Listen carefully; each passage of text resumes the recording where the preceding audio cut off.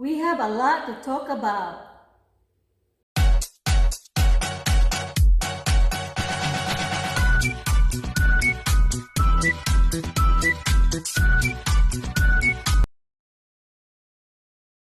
As you guys know, much of the Philippines is in drought conditions, and it's really bad in this area.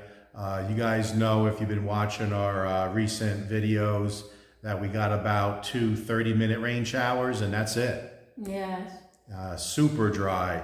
And what we just found out yesterday is we're 4 miles, so that's about 8 kilometers from the national highway.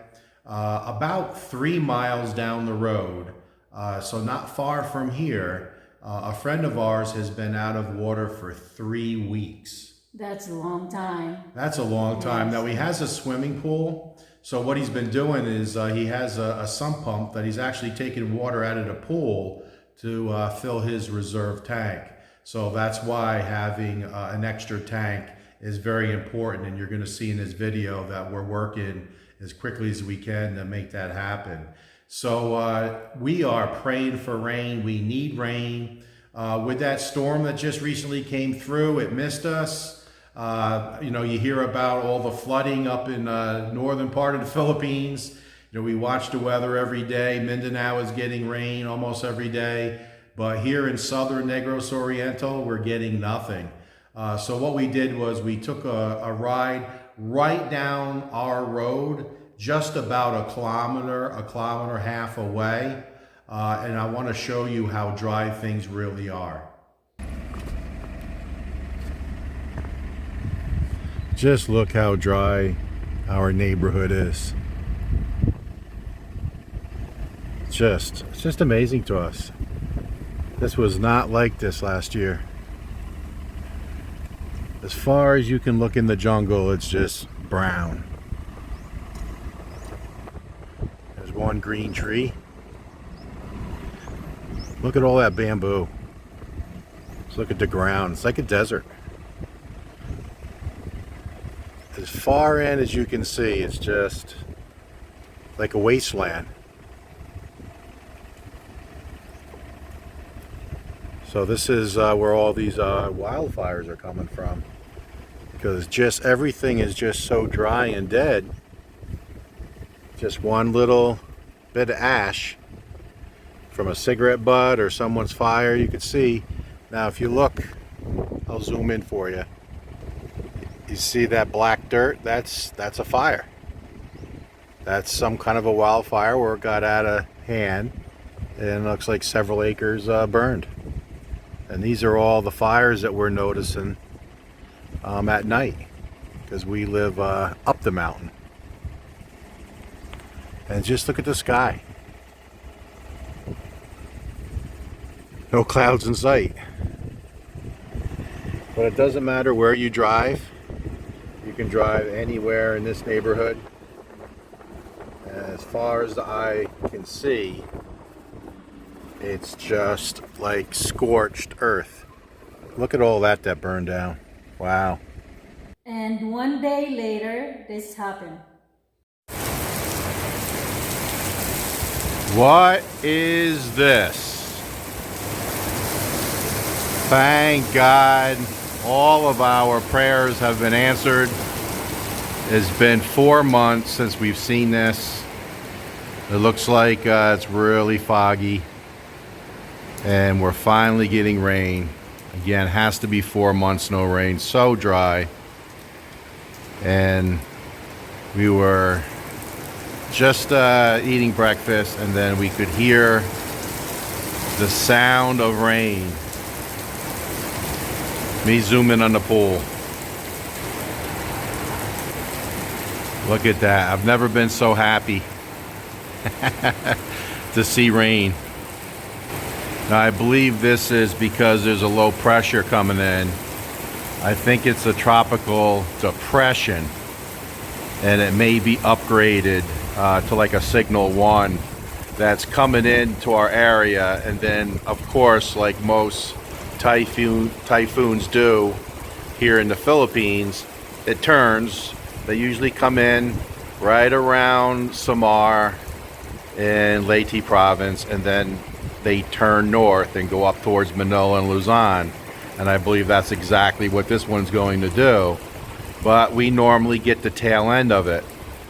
And you can see, you know, the wind's not bad, but the rain is definitely coming down. It looks like it's going to rain for a while.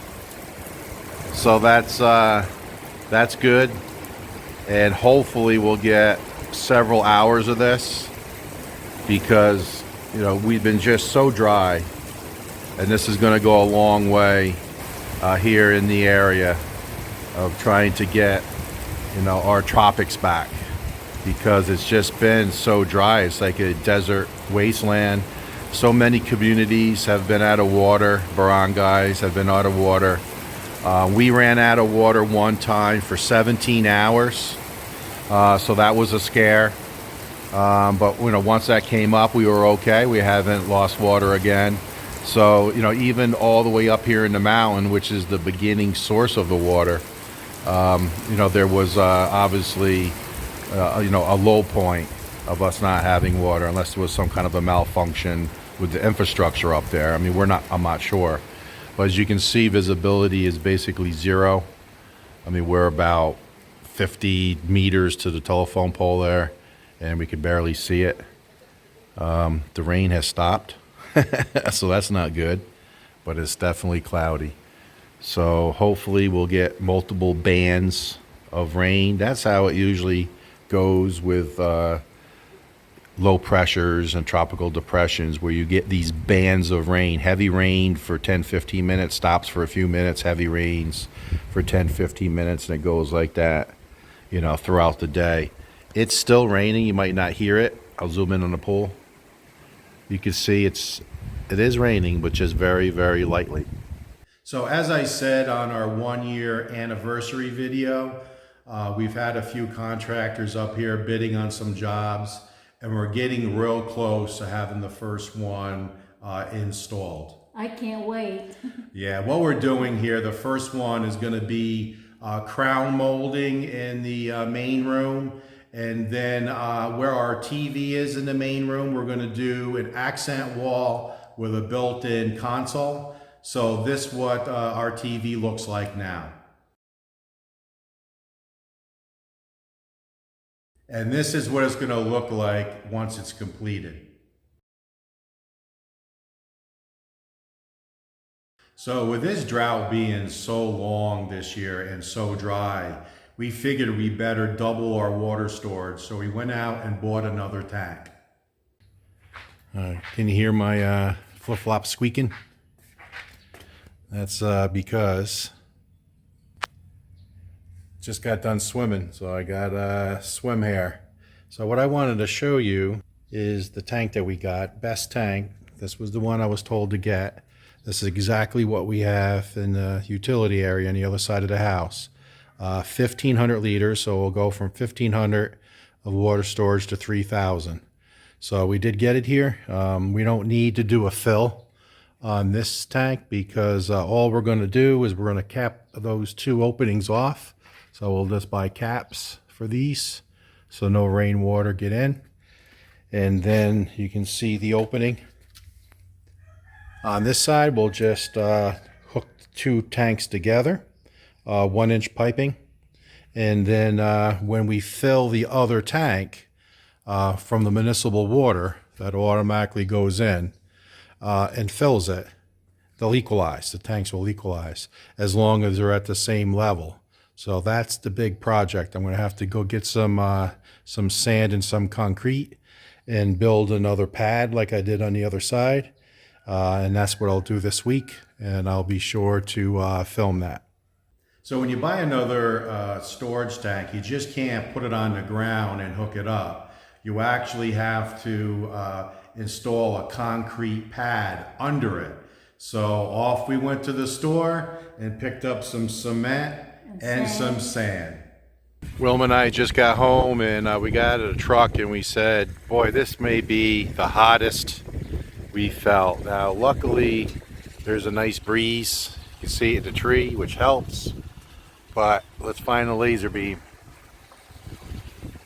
I think today feels the hottest. So what my project is today, and with it being so hot, I may postpone it. But I went and bought 7 sacks of sand and 2 sacks of concrete. And I'm going to go ahead and mix up and pour the pad for the water tank that's sitting right over there, just waiting. So I don't know. It's kind of hot. Maybe I'll wait for the sun to get over the mountain before I decide to do that. But the area is already prepped, ready to go. I just need to mix up some sand and some cement and get just a few inches. It needs to be maybe 3 inches thick. No one's going to walk on it. It's just going to be the water tank sitting on there. So what do you guys think? Should I do it in this heat, or should I wait for tonight or another day? Let's find out. So I guess you can tell what we decided to do. We decided to go for a swim instead. There's Prince. What are you doing, Prince? It's definitely hot. You need to go into Kubo. It's cooler. So yeah, we decided to jump in the pool. Now, you guys know me. When there's a project to do, we want to get it done. So take a look. So I figured I bought enough cement and sand mix to pour this. So Prince is already trying it out. Concrete dries fast here. So went ahead and mixed up a small batch and went ahead and gave it a pour. It's about 4 inches in the back, maybe 3 inches in the front. Just enough to step up into the Kubo, because we were stepping on these stones. See the stones here? That's what we were stepping up on. And you know, we have friends over all the time. We don't want anybody to twist an ankle. So we went ahead and just, I practiced. What'd you find there, Prince? You find a stick? But just look how fast the concrete sets up. It's about 4 hours. 4 hours later. And I roughed it up a little bit. I poured it. It was already starting to dry. And then I came back with a float, a rubber float, and just roughed it up a little bit. And then just let it sit about 3 hours. And you can still see it's still raw concrete, but it's pretty dry. I mean, he's not making any marks on it. So one project complete. All right, so now it's the next day, and I went ahead and poured the pad for the new tank, and Wilma's not happy about this. This is a lot of my handprints. Look at the wall here. Got handprints on there. So we got to clean this all up, but I went ahead and pour that. That's a good, again, 4 inches over here, maybe 3 inches over here. I got it all smoothed out. The trick was to get it level. Wanted to be level to this pad. So I did it by eye, and I was off by 1/2 inch. So I went ahead and mixed a little more, and you can, I don't know if you can see it, but added some more cement here just to get it up level. So I did check the level this way as well as this way, and it's very close. So I'm just getting too old to do this.